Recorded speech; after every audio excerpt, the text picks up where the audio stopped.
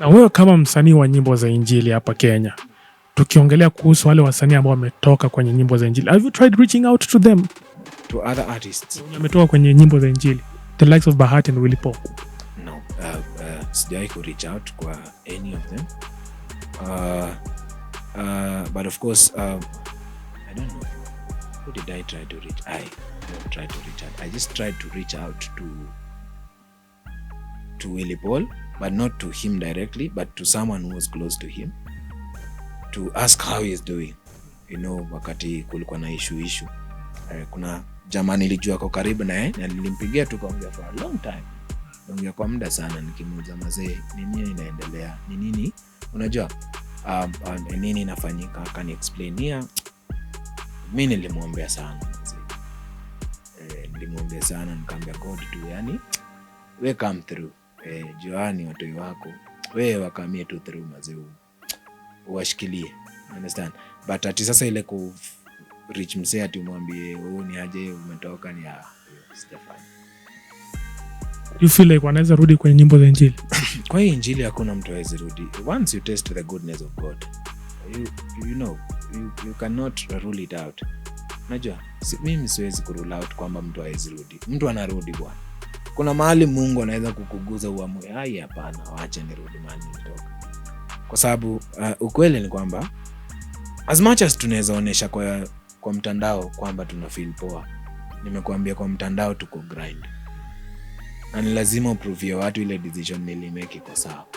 Lakini ukirudi home ukiwa soul, unajiambia wewe afadhali hata kwa sasa niko pande hii. Juu ile pande pia si ati ni rahisi. Si pia ina watu walikuwa huko. Ina wale jogoo walikuwa wanawika huko.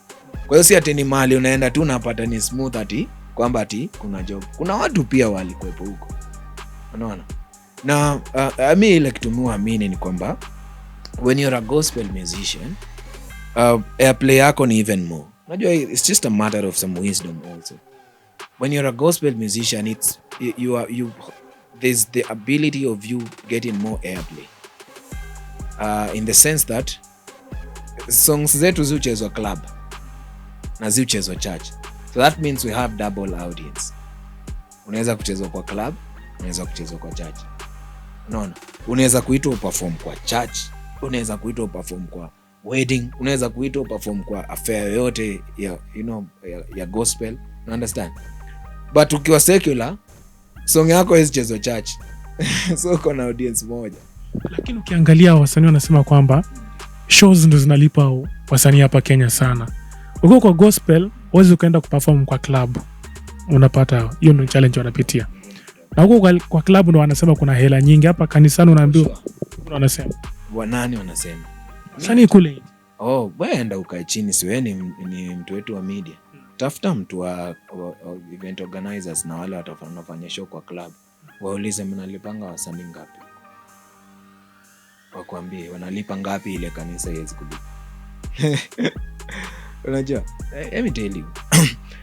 When we start making when we start giving that as an option, kwamba in the gospel industry there's no enough provision like there is in secular. Hiyo ni kama tunafanya Mungu akae kama ni endo muongo. You understand?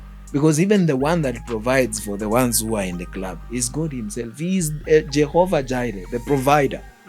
You understand?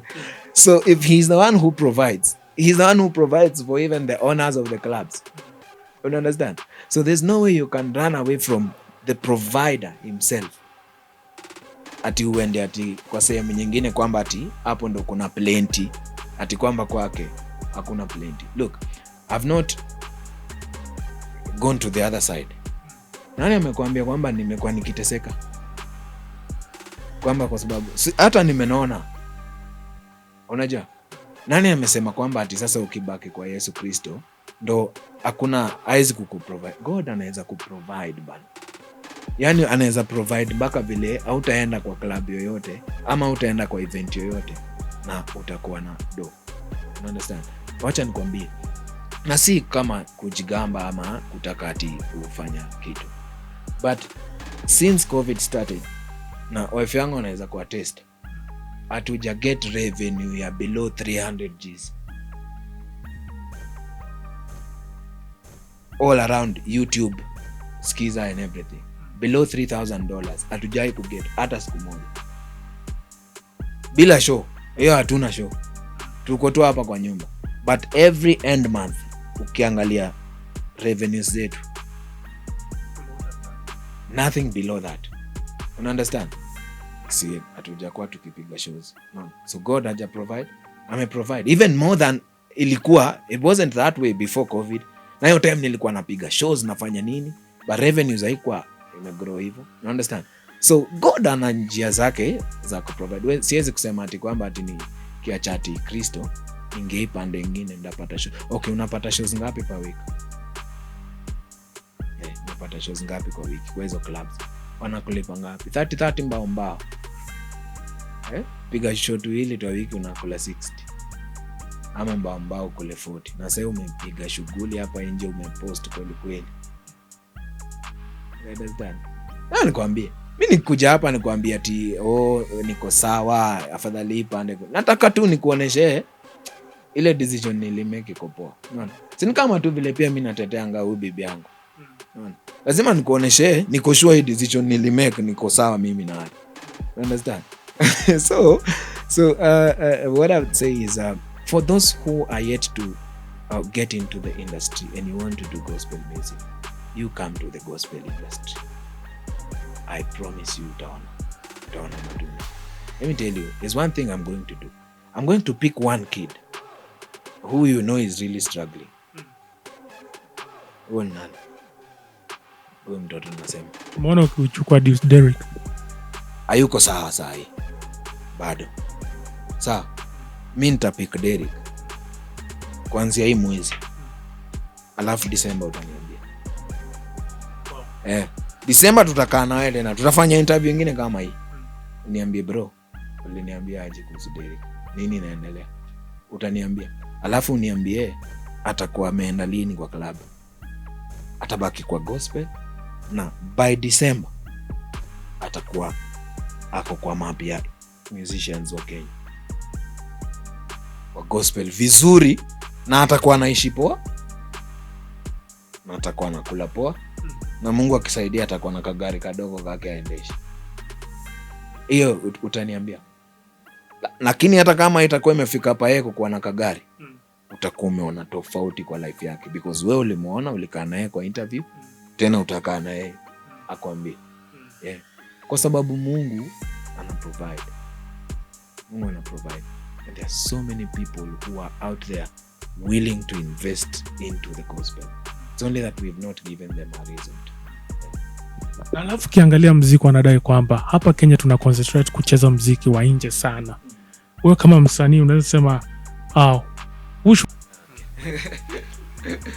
who should we point fingers at? There's none to be pointed fingers at, because the industry is built by all of us.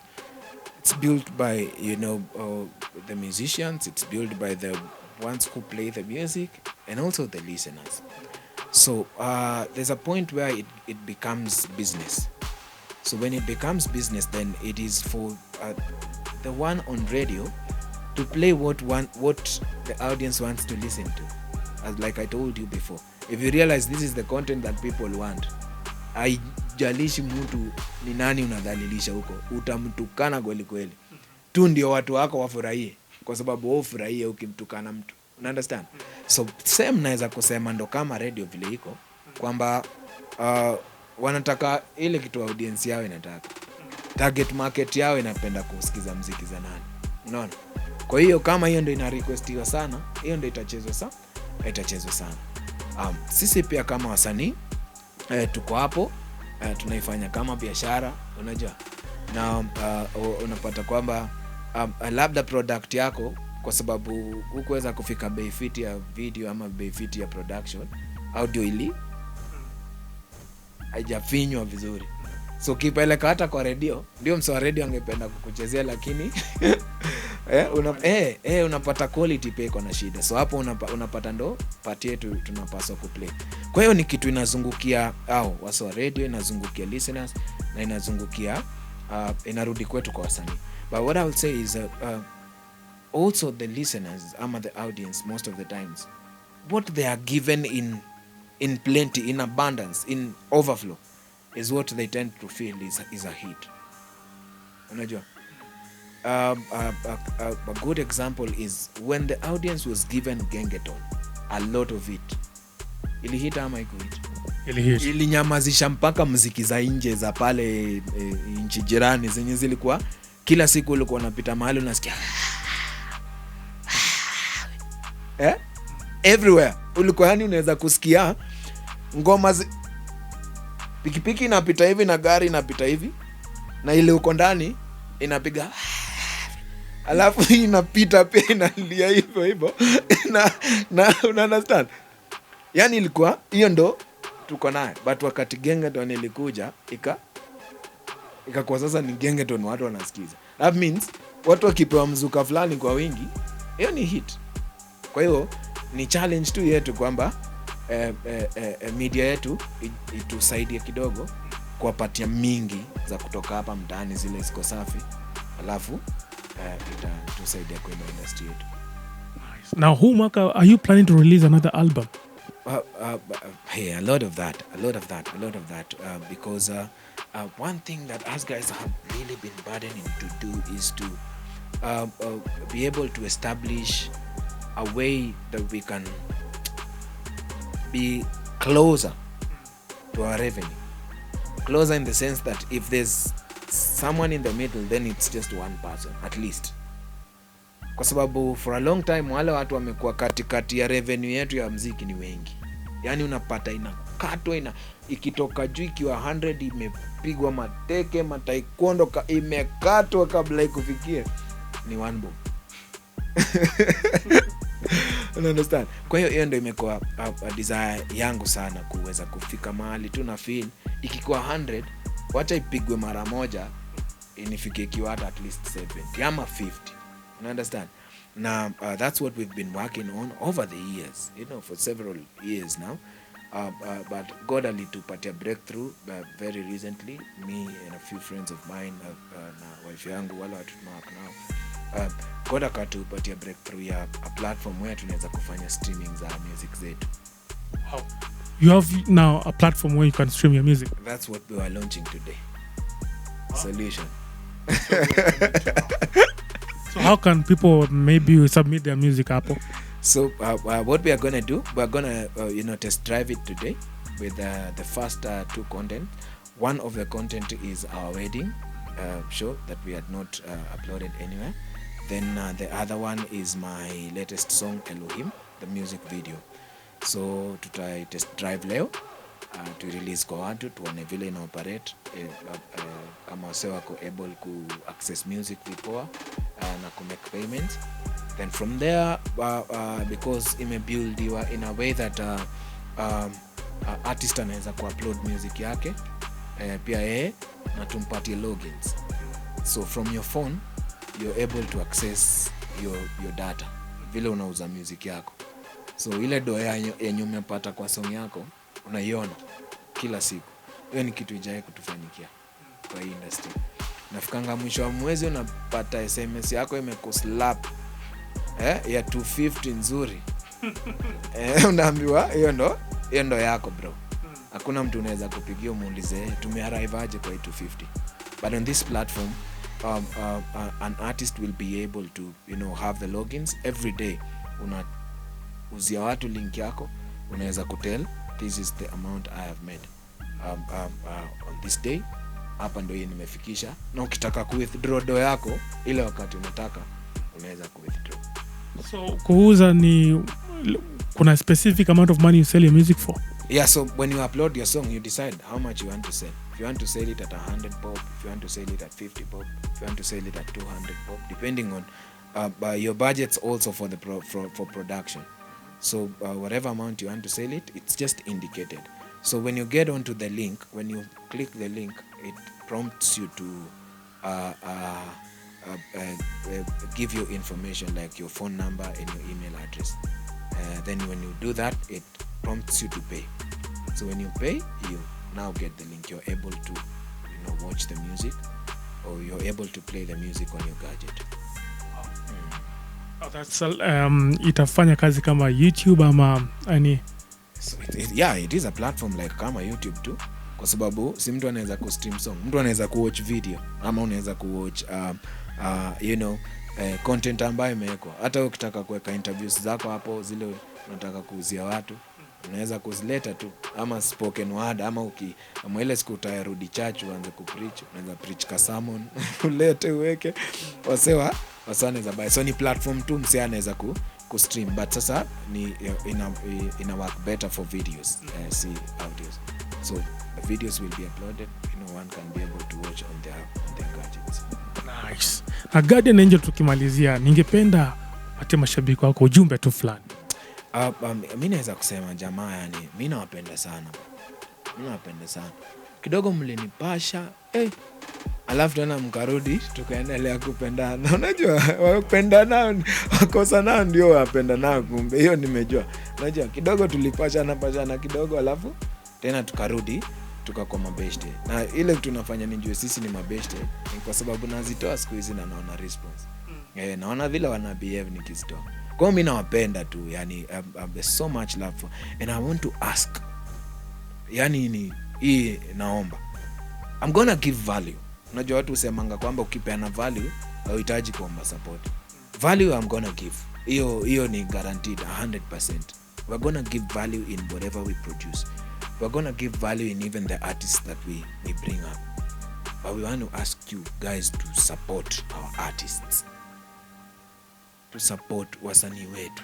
Yani tulale nao, tukufe nao kabisa wale wasanii wetu wa nchi. Ndio pia sisi siku moja tutasimama mahali tuseme our very own. Acha tuseme our very own kama tumempigania. Understand? To support wasanii wetu. A platform hata niki-create, it's one way of, for us to do ministry in the sense that mimi nataka kuona maisha ya msanii ikikuwa transformed, and that's what I've been about for a long time. Mimi nimekuwa kazana tu, naenda natoa huko msanii, napambana, namfanyia wimbo, watu wanamjua, ana hit, anaendelea na maisha yake, mimi naendelea na yangu. So I just want now to make sure that every artist that I introduce atarudi mahali alikuwa, kwamba nikimintroduce ndo maisha yake imechange kabisa for good. Understand? Yeah, so hii yote siwezi kuifanya peke yangu. The reason why nimeshindwa kusustain wale wasanii wote niliintroduce mwanzoni ni kwamba nilikuwa narudi kwa mfuko yangu mpaka nachoka. So nafika mahali napata narudi kwa mfuko yangu, natoa do, nalipa rent, natoa do, nanunua nguo, natoa do, nanunua food, natoa do, nalipa fare, natoa do, nafanya audio production, natoa do, nafanya video production. So inafika mahali tena ana need the next song, tena kumbe nafaa kufanya the same thing. No. Na ile hata the previous one weza kuleta anything. So the reason why wasanii wote ukiniuliza wale introduce, the reason why walirudi nyuma kidogo ni kwa sababu nilishindwa kusustain. No. But for now I believe God ametuweka place poa yenye tukileta mtu mpaka life yake ikuwe transformed. Na hiyo tuna need support. Wase wa support tu. Nunueni muziki ya wasanii. Na si do mob. Unajua? Si do mob. Ni tumia tu 50-50. Nunueni muziki ya msanii aweze kusimama, life yake iweze kusimama. Hata si tutafeel hiyo tofauti kwa industry. Tutafeel wave ime kwa tofauti kabisa. And I believe we are going to be able to do that. Yeah. By the grace of God. Awesome. Huyo alikuwa msanii wetu anayejulikana kama G-Man. What's your next project tuna drop lini? Leo tuna drop Elohim, a music video. I'm working on another album. It's halfway done. 10 tracks album. I'm working on an EP with 3 young, very beautiful and very talented ladies. Wanaitwa Amani, not 3, 2. Amani and Zawadi. Tuna work on an EP, 3 songs EP. Hatari sana. So music projects zipo mingi. Kuna hiyo album yangu ina come through, kuna hiyo EP ina come through. Hapa katikati kuna 2 singles kadhaa nimepiga, moja akijalua hangala injili video injili teka pass, hatari sana. hatari sana. Kuna ya Kikuyu pia nimepiga, jamaa anaitwa Kamuhunje, I think unajua Kamuhunje. Namjua. Yeah, tumepiga naye pia track. So zipo hapa katikati nyingi tu zina come through. Muziki hatuwezi kaukiwa na muziki. Asante J-Man. Shukran.